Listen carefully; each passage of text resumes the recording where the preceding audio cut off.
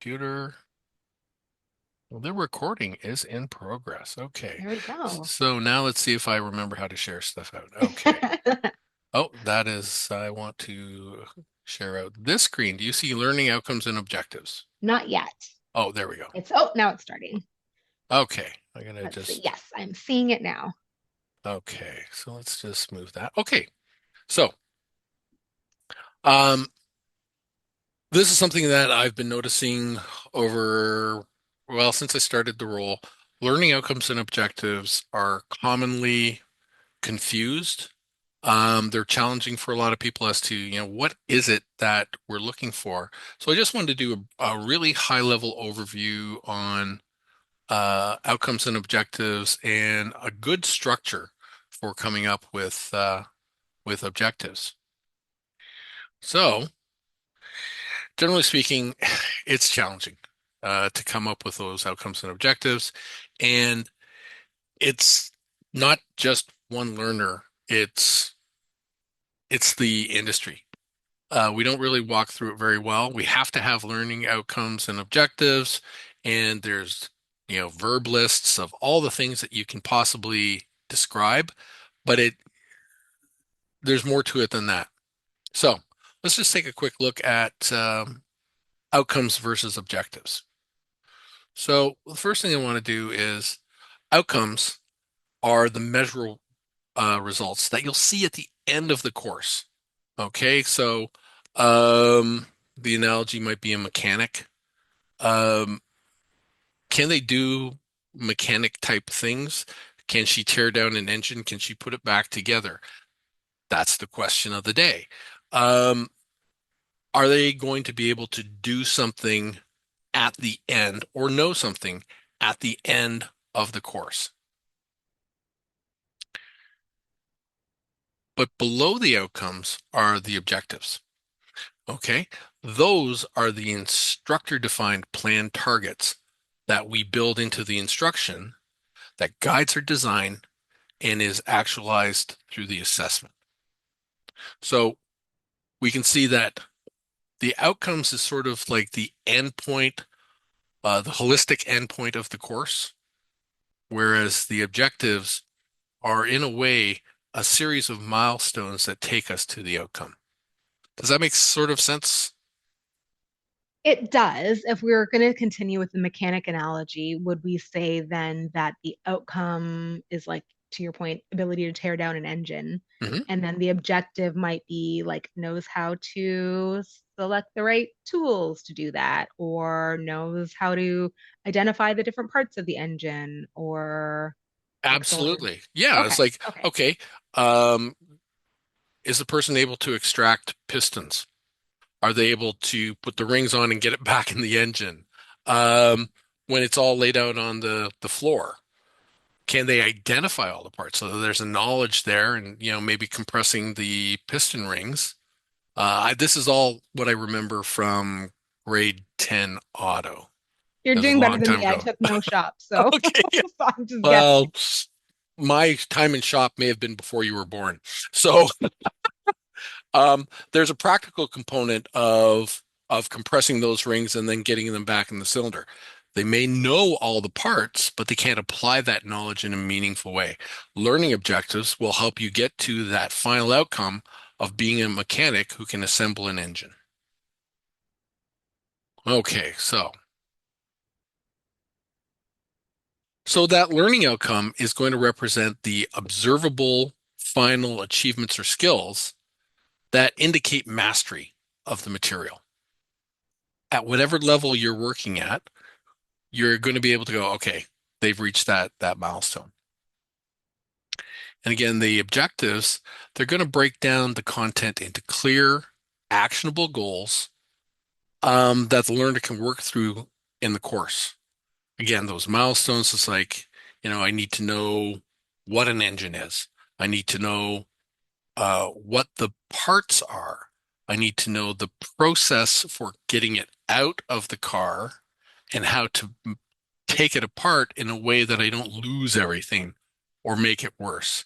All of those things, and then, you know, troubleshooting what is the problem with the engine, how to get those parts, and replace them and blah, blah, blah. So if we know the difference between learning outcomes and objectives, we've got the outcome in mind. How do we then break down those objectives so that they're demonstrable behaviors, and how do I structure them? There's a really nice model that I found to be quite useful over the years, and it is just a second here, wait for the reveal, the ABCDs of objectives. Okay, so within that objective statement, you want to find out what are the ABCDs. The first one is audience. Okay, who is the learner defined within that target group? Because your course may also be looking at a number of people, number of different roles. Um, typically in the corporate world, we'll see a broad breakdown between leadership and individual contributors. You also may be like, I did a lot of IT training over the years, so you may have a network operations group. Some people may be monitoring, some people may be troubleshooting, some people may be building. So you'll sort of identify in a broad group who these objectives speak to. Then we're looking at the behavior.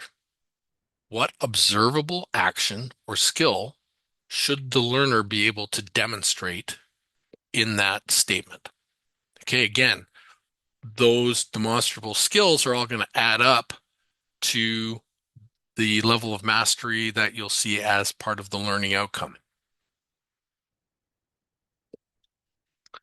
Then you go under what circumstances? That's the condition that we're looking for. So under what circumstances will they perform that behavior?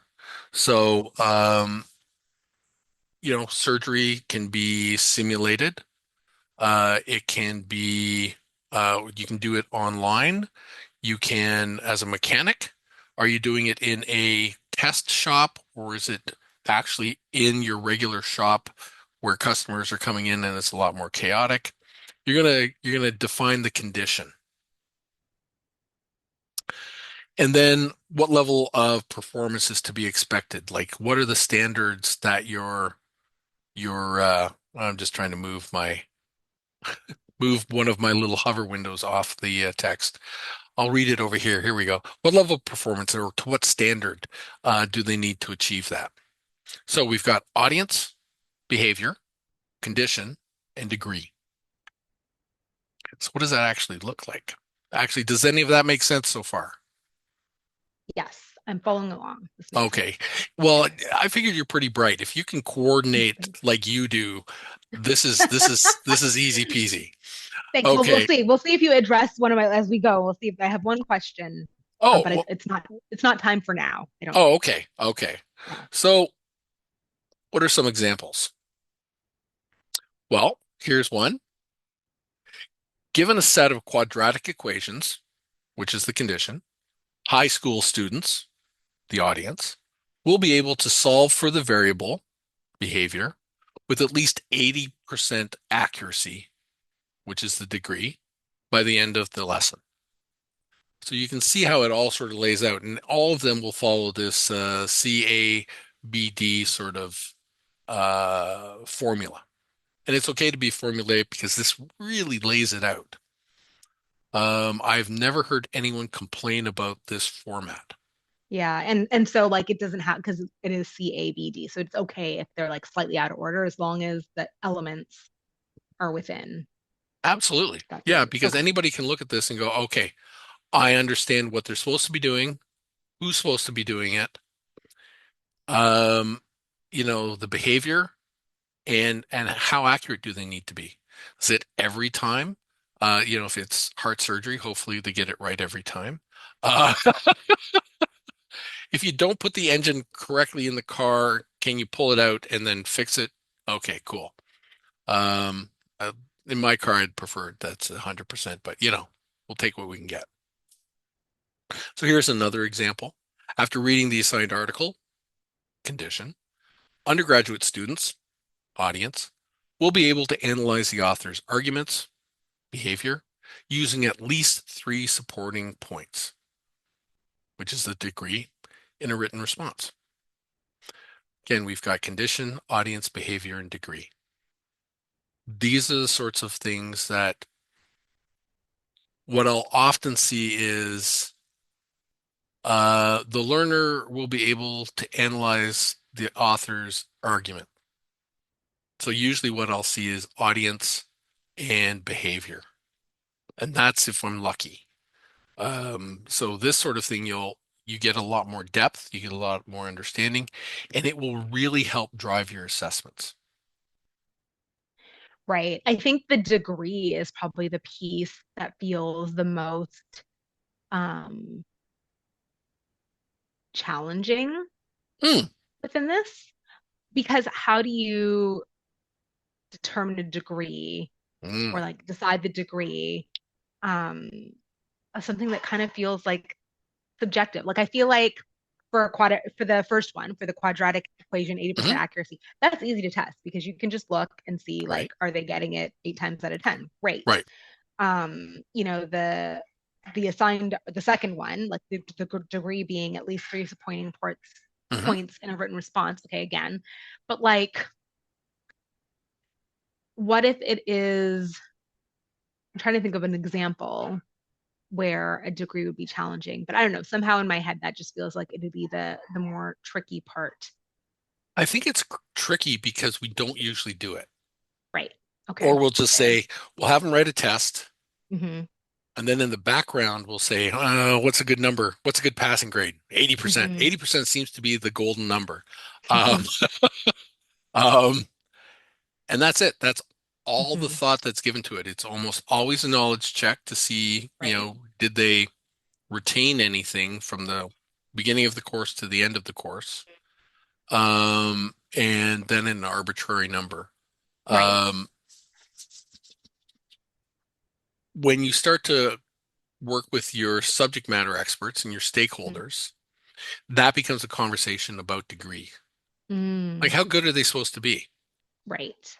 Um, and again, when you're looking at, I've heard people talk about the Globe and Mail test. If something occurred and it went bad, how would this look if it was published on the front page of the Globe and Mail? Got it. Okay. So, when it is a truly life and death situation, the degree has to be very high. Got it. When there's money on the line, I working for um, CIBC, Hmm. Right. if the network went down, specifically the cable that ran the commercial deposit system, and that's basically all of the banks are talking to each other. If that goes down, it's like millions of dollars per second lost. So the uptime, Got it. 95% is not enough. It has to be up Right. virtually all the time. All the So time. you Yeah. want to have that Okay. discussion with your stakeholders, and they'll steer you in the right direction. Okay. That's helpful. That's Then the helpful. hard part becomes, how are we going to assess that appropriately? But Right. Got that's a different question. it. So during the lab session, condition nursing students, audience will be able to demonstrate proper patient care techniques. That's the behavior with a score of 90% or above on the skills checklist. So that could be a weighted checklist, or it could be there's 10 things on the checklist. I need to observe nine. Yeah. So it depends That's on really how you helpful. articulate it. Yeah, that one is a really helpful example because for what I'm working on anyway, it's like it's a lot of that. Like, can they do the thing or not? And how my, what is the how to determine the degree Right. Has there based been on any that. talks of rubrics? There hasn't because my learner, they're instructors. They're basically you, but for the digital content marketing Mm, program. So, and I'm teaching them. So, okay. so, so yes, we want to assess them, but also what I'm understanding from my stakeholder is that like these are all largely experts and they have a lot of latitude to teach class their own way. Mm, okay. Um, so so I'm not looking to assess them or test them in a Right. way that takes that ability away. This is really just to uh, for them to understand what they're doing and then make it their own, Sure, sure, sure, right? sure. But I do think that there is like so the reason why I like this particular example with like the score of the 90% Mm, or above skills checklist, like I can it wouldn't be skills per se, but I could have something like the degree could be around, you know, they're learning on like let's say they have a score of 90% or above on explaining the key aspects of the integrated project or something like that. right. Like it could be more tied into because there will be knowledge check, so it can be more tied into the knowledge check um, instead. Yeah, because you may be going for, you want to check their knowledge, Hmm. but maybe not necessarily looking at behavior change and application. Is that fair Right. to say? Yeah. Right. I would say that. I Okay. would say that. Although no, I guess that's not entirely true because the behavior change um, would be that they need to be um, they need to shift how they're creating activities in class and they need to shift some of the communication that they're delivering in classroom Right. to make sure that students are prepared and supported Mm, to sort of execute on this integrated project that the digital content marketing students will have. okay. So like the same kind of thing that we're doing with our big integrated project, Right. they'll have one too, and that didn't exist before. So this is really about um, shifting their behavior uh, so that they're so that they know how to include this. But the Mm, thing I'll say about that is that the intention of the uh, course isn't for it to be like a one and done type of thing. It's intended to exist, beyond this. right. And sort of like as a refresher over time, right? So Right. so at that point, like once you've already done it once, you're probably not looking to change behavior, but might be engaging with it in a different way, Right. you know? Yeah, it's interesting. Um, Once you have a really clear, or once the stakeholder has a clear idea of how they want to see Hmm. that learning outcome actualized, Hmm. then it sort of drives everything backwards. Got Um, it. like a lot of the training that I do, they're not allowed, I've been told, we're not allowed to fail. The Right. latest meeting I was in, somebody told them that my manager was mistaken, um, which I thought was kind of strange. Mm. We're not allowed to fail people in an e-learning course. Why am I writing tests? Yeah, yeah, yeah, yeah, yeah, right. Um, but what is it that you really want people to do? Mm. And how would we see that? And then how could we drive the content to bring them to that point? Yeah.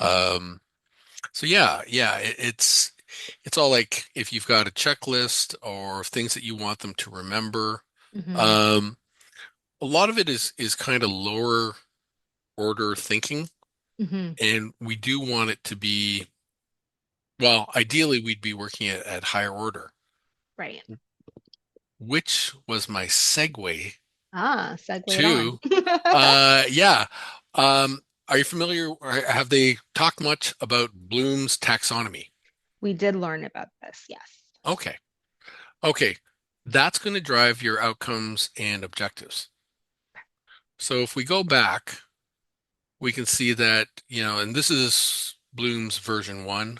I can tell you the difference between one and two, but its foundation is at a lower order thinking. within the cognitive domain, and then higher order, actualization in that. So we start off with the lowest order that we can do in training is just to get them knowledge. And, sometimes it's called recall or remembering. It's just like, here's some information. I'm going to have a test on it. Hopefully you'll remember these terms, maybe a process in order, very simple retention of information. Next, we have comprehension, which is going to be good. I did actually have it up. I was worried about I hadn't advanced the slide. A lot of comprehension. Like, do you actually understand why the process is A to B to C to D? It's not enough to understand, to know ABCD. What is the underlying idea behind it? Then we'd have application. Can you take that knowledge that you've retained and you understand, and then you apply that? In this course, can you write a learning outcome that matches the ABCDs? Right. Then analysis. Could I show you out? Could I show you examples of learning objectives? Could you critique them? Could you Mm, compare and contrast? Could you improve? mm, Synthesis and evaluation. That's where you see the big difference between um, version one and version two. The updated version sort of inverts evaluation and synthesis. Evaluation is, of course, can you critique it? Can you speak to its merits? Synthesis is creation, and some smart person decided down the road, I can't pronounce the man's name, but it starts with a KR. Um, he called it creation. And I think that mm, it's easier, especially if we look into the art world. There's a lot of art critics, but there are certainly significantly less truly gifted artists. So yeah, it's a little bit of an inversion there. mm, So with Bloom's taxonomy in mind, we look at different action verbs. And this was put out by a guy named a researcher. This is all research based. Came up with an action verbs and a master list of that for learning outcomes according to Bloom's version one. And what he had done was taken, I think, the curricula of several major universities in England and had compiled them all and then really said, what are we trying to do in relationship to that hierarchy within the taxonomy? So we can see down below at the bottom when we're looking at just knowledge and remembering, list, define, recall. Next level up is to translate, paraphrase, or discuss, maybe summarize. When we get into application, we're looking at operate, apply, or use. I'm just having my son and my wife are having an argument. He's 5, and he kind of rules the house sometimes, as but they do. it's just I hear hard to you. switch Yeah, off that little my kids are voice. at the grandparents. They're at their grandparents this week for March break, but I know everybody else who has all their kids home is like in all various states of flux, we'll Absolutely. say. Yeah, yeah, and he's just like, it's been a long day, and Yeah, yeah, he's yeah. letting us know.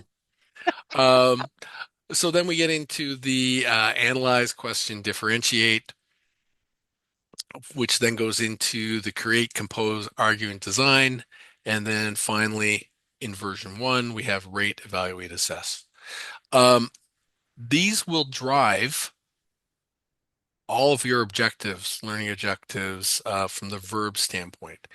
And the thing that why we say action verbs is that if you use these, you can come up with quantifiable behaviors.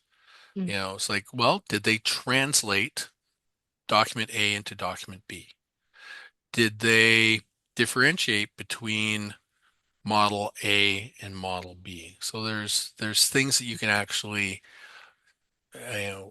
judge the behavior that comes out of it. By the way, here's the reference. It's Newton's A Pragmatic Master List of Action Verbs for Bloom's Taxonomy. Um, Really a good paper. I can give you the paper if you're dying for this sort of thing. Um, Now, there are grossly overused verbs, which I see all the time, and you want to go, how am I going to judge? How am I going to observe that? Mm. So here are some different ones, and the number one up there is I've underlined and bolded it. Understand. By the end of this course, the learner will understand the importance of fire evacuation uh, manuals. It's like, okay, what does understand mean? Appreciate is another one. Mm. Um, we'll be able to choose. You look at these, and again, this is from Newton. It really comes up with a wishy-washy sort of outcome, like I should say objective. Like, how does this relate to the course? How am I going to prove this? How am I going to teach this? How do you appreciate something? I don't know. Mm. Yeah. Um, I can be a little bit obtuse, but I can demonstrate how obtuse I can be. So that's at least something. Explain surprises me though. Well, again, how does one evaluate, certainly without degree, Hmm. an explanation? Um, what is the testing method that you're applying to that? Right. Um, Now, I'm sure that we could make any one of these work, but I Hmm. think the way that they're going with this is that it's easier to pull off um, categorization, Right. discrimination, inferences. Um, there's easier ways to get to that goal, perhaps. Got it. But I think the main thing is, think about if I was to watch someone in a room performing or achieving this outcome, what's the behavior associated? Hmm. Um, yeah, I look at these and go, okay, the one that'll drive me crazy in just about every other ID will be understand. Understand. Yeah. Yeah, yeah, yeah. Is familiar with. Hmm. I have no idea how I'm supposed Yeah. to look at that. Yeah. I guess I can see like the aware, the no. Yeah. They make sense when you share that Absolutely. So background. when we take a look at this, if you're putting it into practice, for the outcomes, we really want you to think about what do you want the learners to be able to do at the end of the course, which I'll be honest, that's probably the single most important question you can ask Got it. your stakeholders. What do you want them to be able to do? And if they can't articulate that, you're in trouble. Yeah. So kind of Um, keep asking questions until you get to it. yeah, yeah. Yeah. And you know, some people will say, well, for my assessment, I want them to write a test on terms. So that is the gauge of success. Well, no, I want them to be able to process orders. Hmm. Okay, so how does the assessment of a knowledge check translate into them being able to process an order? So it's a good litmus test. Hmm. Once you've got that learning outcome worked out, you're going to write objectives which successively demonstrate each aspect of the outcome. Because sometimes, you have to do knowledge before you can get to application. If I Right. don't know the parts of an engine, odds are me putting it back together, so everything does what they're supposed to do, is rather poor. So depending on the job, your objectives aren't going to be one and done. There's going to be a Right. series. Use action verbs. that demonstrate behavior that can be quantified. Um, sort of avoid the wishy-washy verbs. Um, you know, should be able to identify all the aspects of an engine's part list and, explain their purpose with 80% accuracy. And then once you have all of that put together, you're going to develop those assessments that are valid and reliable. Mm. Did we talk about validity and reliability of assessments? I think we're kind of learning that right now Okay. in module, whatever it is that goes with the testing. We've Okay. talked a little bit about, yeah. Yeah, so validity is if I want the mechanic to be able to reassemble an engine, if my final test is about, you know, um, name the parts, that's helpful, but Right. that's not a valid assessment of whether or not they can build an engine. Got it. And then reliable is that if I give this test out to numerous people that have gone through the course, they will generate consistent data. So everybody, I have to write that test so that everyone can read it, everyone can understand it, and it means the same thing to people based on the course that they took. Mm. Um, then it can get into universal design and accessibility and all these things. But, if you've got one group and you build it for one group and they all go through that content, they should kind of get the same answers, Okay. assuming, you know, Assuming, yeah. all things being equal and they paid attention. So Mhm. hopefully it won't cause them to drop off too fast. Right. Um, so all that being said, you know, this is a key skill for IDs and LXDs. Every job interview that you go to, they're going to ask you about learning objectives 80 to 90% of the time. You need to be able to articulate how you look at objectives and how that fits into your design. So it is well worth your effort to take the time to really understand, objectives versus outcomes and put that into play. And if you can remember the ABCDs, you're going to be ahead of the game for most learning managers. Super helpful. Um, so the question that I have, and I think I understand the answer to it now, Okay. um, well, as we were learning our process of creation, we started out with a learning canvas. That was the tool we were using, and we Hmm. identified some learning outcomes there, and then moved Okay. on to identify some learning objectives there. Hmm. And then, so that was kind of the first time that we saw them. And then there might have been another time in between, but the next time that I really am remembering us seeing them is when we were creating our learning journey map. And so each phase of our learning journey, there was a space for us to talk about objectives there. Right. So what I did that I think is wrong is Mm. that I was thinking more like a marketing objective, to be totally honest. And my Hmm. background is marketing. Yeah. So I was kind of thinking, okay, look, what are we going to achieve by this part of the learning journey?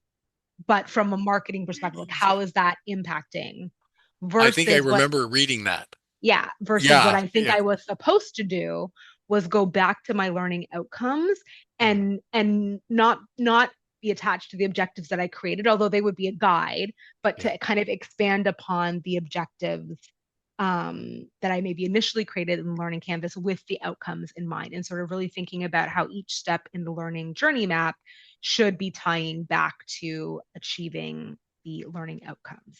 Is that Yeah. right? And Okay. both are Yeah, learner centric. and learn it and their learner centric. Yeah. Got So, it. okay.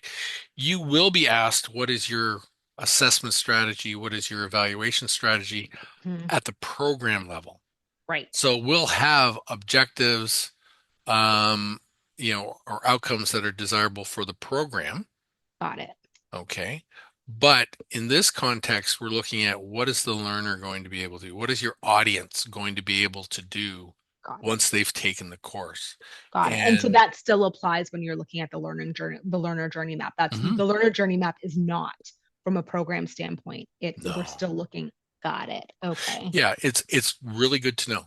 Got it. And depending on the layer, the level that you're functioning within the program, it tends to be more of a management or senior ID's role to talk about, Mhm, the program and the curriculum and what we hope to mhm, achieve and how we're going to demonstrate an ROI mhm, on the program and what are all the objectives to talk to the people that pay our bills that mhm. we actually added value for the company. But then when you go back into the program itself, we're looking at, Right. well, what did the learner get out of this? What is the learner Got going it. to be able to do afterwards? Got it. Are you familiar with Kirkpatrick's um, levels of assessment? Yes. Okay. Yes. I'm not asking great questions because they're too open-ended. Yes, no. Okay. Well, if I go on, um, yeah, and the lowest levels we're looking at reaction. Mhm, We're looking then at knowledge, hopefully retention. mhm. Then we're looking at application. Eventually, you start looking at, what's the impact on the business and does Right. it actually work? Um, at the higher levels, you're answering that broad question. At the lower levels, you're just looking at, very learner centric. Right. Okay. Yeah. Got it. That's really helpful. And that makes a lot of sense and also makes sense as to why they weren't lining up. They weren't lining up in my learning journey. And it's common. It's very Yeah. common. Yeah. It's good that you're getting to think at beyond, what's directly in front of you, Mhm. because we do need people that are thinking about what is it that is happening at the program level. Right. But again, um, the vast majority of people don't get beyond knowledge retention. Yeah. If we're looking at Kirkpatrick's, most places do level two. Right. Rarely and very expensively do they start to look at level three. Like, okay, we're going to Yeah. send people out into the field a month Yeah. after we've taught Yeah. and see if they're actually doing anything. Yeah. So yeah, yeah, no, that's cool. Awesome. Yeah, that was really helpful. Well, Thank you. hopefully, we'll get some interest on that. Um, yeah, it's a integral part of the role. Um, and I'm just seeing a lot of, in general, better than half of the submissions I get, the learning objectives need work. Yeah. Yeah. Um, so hopefully we'll see what happens. Yeah. Everyone, I'm sure, will hit this video and go, "Oh my God, Patrick, I've That's what had it was an supposed to be. epiphany." Illuminating for Yeah, sure. exactly. He had nice pictures on the screen and he You made didn't us a read too presentation. fast. We appreciate all those things for sure. Okay, absolutely. Well, I have to up my game. I see a lot of really good looking work. It's nice to see good design. Um, occasionally you'll see something that's a little bit rough, Mhm. but the majority is by the time they get to the third course, I think that people that are having a problem have either turned their game up or Mhm. they've left the program. Like we Right. have, I think, three people in this cohort that Mhm. are no longer participating. Yeah. Yeah. Yeah, it's a big project. It's a big project. So Oh, yeah. my question around my design Hmm. um really was that I made a design choice that was to go more text heavy Hmm. than images. Right. And the reason I made that choice was keeping my learner in mind, being that they're busy and they're gonna kind of look at this in the go. They're used to just kind of getting a PDF with a bunch of information slapped on it. Right. So this is a step up. And so I felt like having it be heavy on visuals and have them feel like they're required to kind of watch this video Mm. might actually turn them off. So I went with more text instead, thinking like if they realize that they can kind of just read along, Right. and kind of move through it more quickly, then the chances of them actually going through and finishing it um, would be higher. So we'll see as you take a look what you think, but I'm curious about how I would ask that in a way that Mm, would get meaningful responses when I go through testing. Like, is it as simple as just saying, like, do you prefer things with a prefix or not? Like, I feel like that would be right. so subjective, you know, Yeah. which isn't to say that it can't be meaningful even if it's subjective, but I'm just curious because it was pretty big design choice that I made, Mm. and then I was unsure afterwards. A lot of my work is very content heavy. And Hmm. again, the problem is what happens if they don't get it? Right. Okay, so I was building a course for um, staff that have to sign affidavits. Mm, And, the fear is, well, what if I do something wrong in this customer signing an affidavit? I may get asked, I may be compelled to go to court. mm, What happens? And then, a savvy lawyer will then come after the training material if they said they followed their training. So right. there's a lot of stuff like you have to make sure you say the Right. right things. Um, so then you're sort of balancing what Hmm. what can I truncate? What can I condense? Um,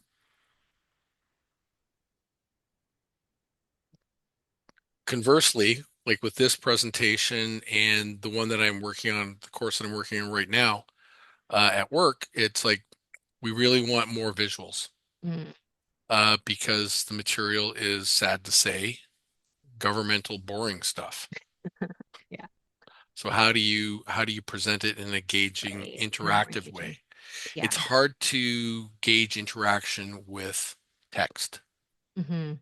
If it's just bodies of text, um, the argument could be that it is more accessible to screen readers. Hmm. Yeah, that's exactly what I was thinking. So if you need to push that line, that's a Hmm. that's a great argument, and it's completely legit. Hmm.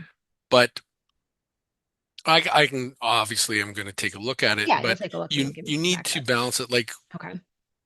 I don't know, there used to be the 6 by 6 or 7 by 7 rule of thumb for PowerPoint, Hmm. where you'd have max 6 lines with a max of 6 words per line. That's Right, what you right, should be right. I remember that. presenting. Yeah.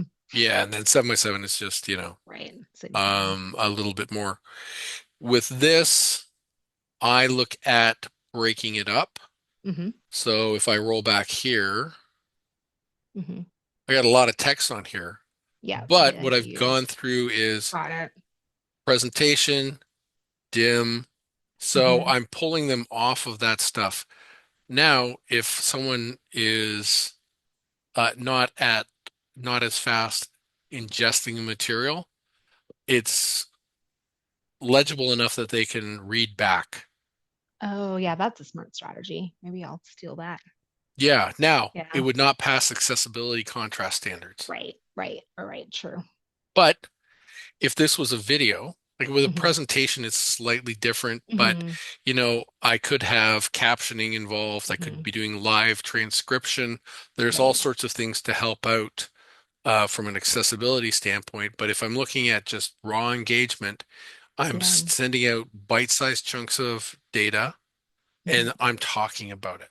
I'm talking about it. Yeah. Um, I have to get better at presenting and asking and engaging. Hmm. I've been working in e-learning too much. I'm not used to dealing with people. Deal with people, exactly. Oh my gosh, Exactly. there's a live, They're there's a gonna live ask me a user. question and then Yeah, interrupt my presentation flow. absolutely.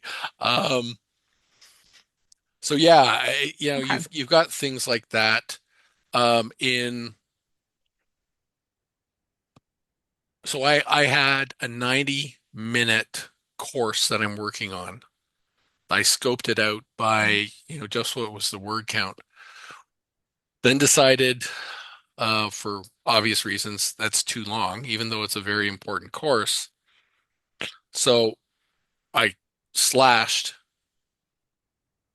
30 to 40% of the content, Mhm. like just reworded it, but then worked heavily on segmenting it out in storyline.